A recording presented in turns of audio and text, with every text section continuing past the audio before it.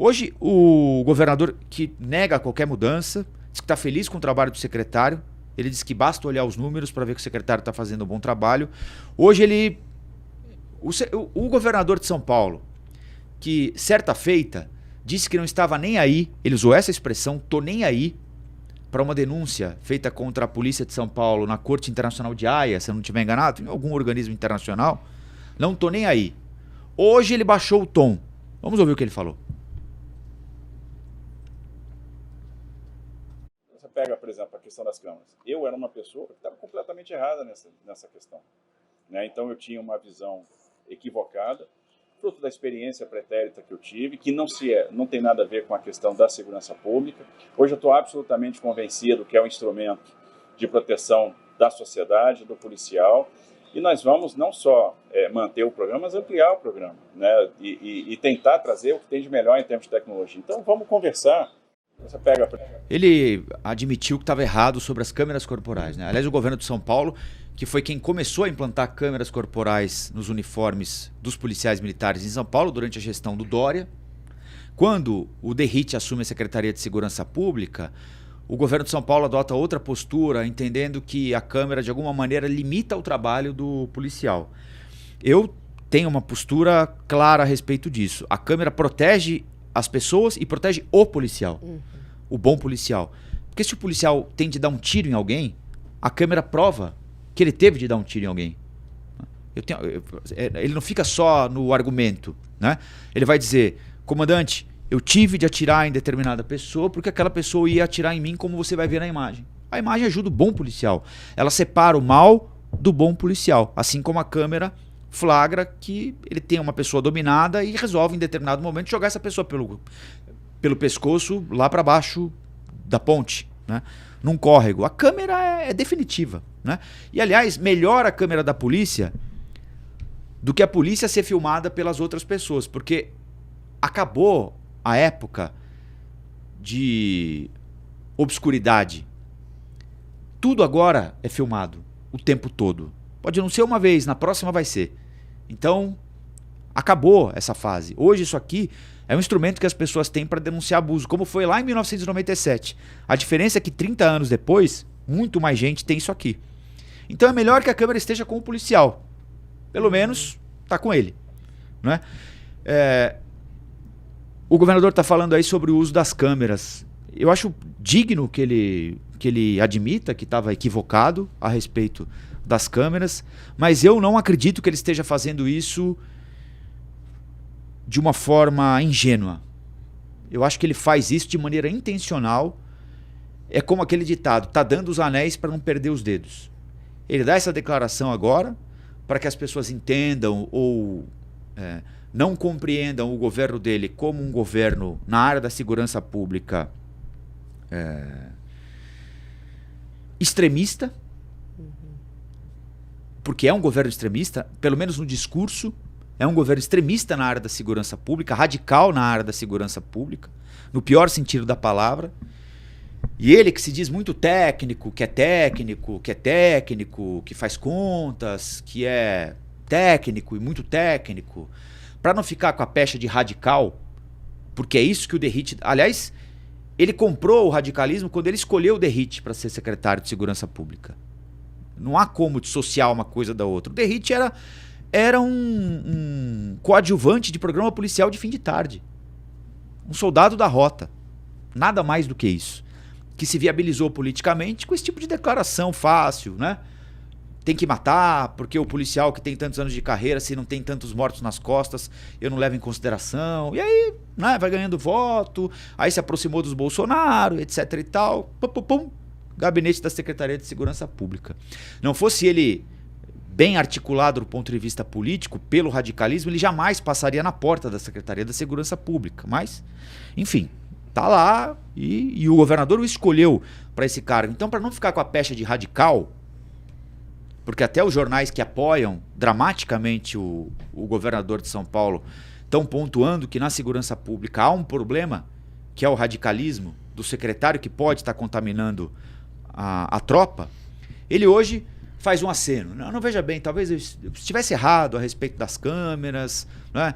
é hora de conversar. Ele faz um aceno numa tentativa de baixar a poeira, mostrar que não é um radical, mas ao mesmo tempo proteger o secretário. Para provar que não é um radical e que tem noção do peso do cargo que ocupa, ele teria de fazer mais. Bem mais do que isso. Dar um recado claro à tropa, que o limite é a lei. O bandido não tem limite. O bandido é bandido. Agora, para a polícia, o limite é a lei. Dar 11 tiros nas costas, fazendo bico, não vale. Fazer proteção para o PCC, não vale. Bater em velhinha, não vale. Arremessar a gente dominada pela ponte, também não vale. Para mostrar o sinal de que o governador não concorda com isso, ele teria de entregar ao secretário da Segurança Pública Derrite. Como ele não pode fazer isso, ele oferece outros acenos para tentar escapar da pecha de radical que já está colada no mandato dele na área da segurança pública. E pior, sem os resultados que ele diz ter. Porque se os resultados fossem tão bons assim, ele poderia pelo menos argumentar com isso. Mas você não pode usar um celular em São Paulo.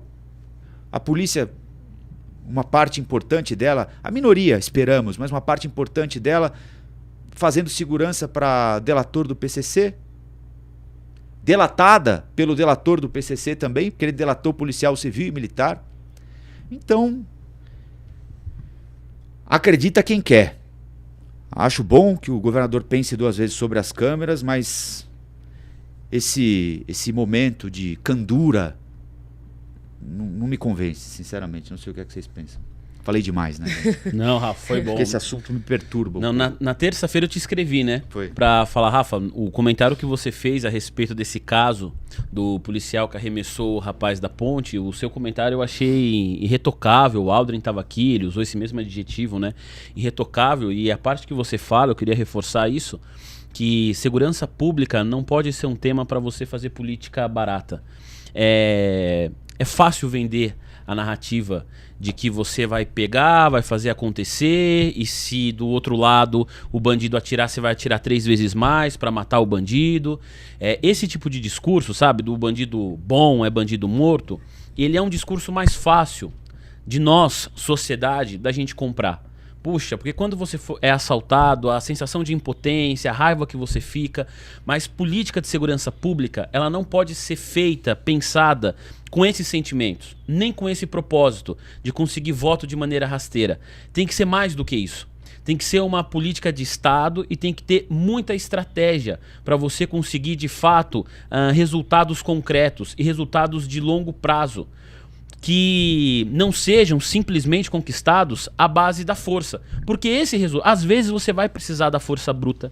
Às vezes, como você falou, você vai precisar atirar para matar. E quando isso for necessário, a polícia tem que estar bem remunerada, bem treinada e com bons equipamentos. Mas quando não for necessário, você mostra a grandeza de uma instituição como a Polícia Militar, também na inteligência, no trato, no exemplo. E isso é tudo que a gente não está vendo agora nessas últimas semanas. A gente vai falar daqui a pouco de um caso que aconteceu em Barueri, mas não tem como você não se sentir empatia com uma senhora na casa de 60 anos, com o rosto sangrando, ela tentando ali segurar a moto que estava sendo apreendida.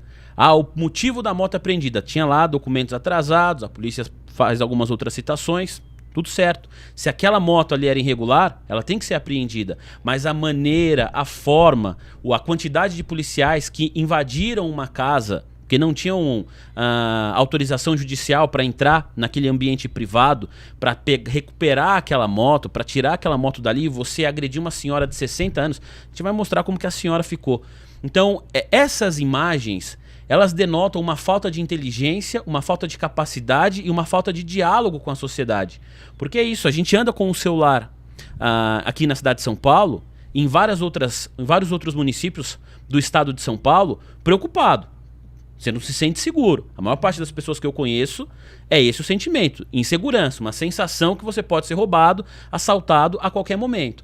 A gente não pode olhar para um policial e pensar como vai ser a abordagem desse policial e sentir insegurança com quem está fardado, com quem a sociedade escolheu dar uma farda, com quem a sociedade escolheu armar, porque são pessoas que teoricamente foram treinadas física e psicologicamente para ocupar essa posição. Então a Polícia Militar do Estado de São Paulo, ela passa por um momento em que ela precisa recuperar sua credibilidade diante da sociedade. E é claro que isso toca de maneira muito especial ao governador Tarcísio, porque ele já falou aos 4 ventos de maneira muito clara que ele escolheu o seu secretariado. Ele sempre falou isso, que o secretariado dele é um secretariado técnico e que todos os nomes que estão ali são escolhas dele.